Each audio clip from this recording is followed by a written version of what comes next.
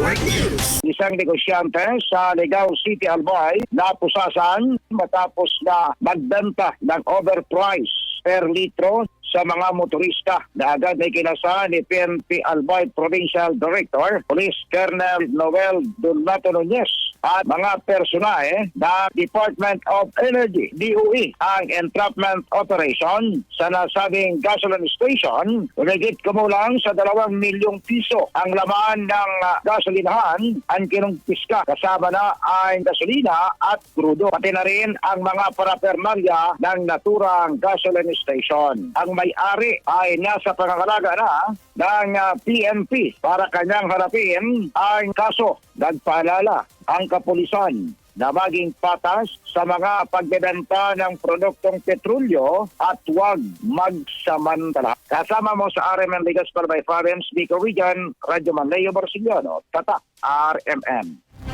RMN Network News.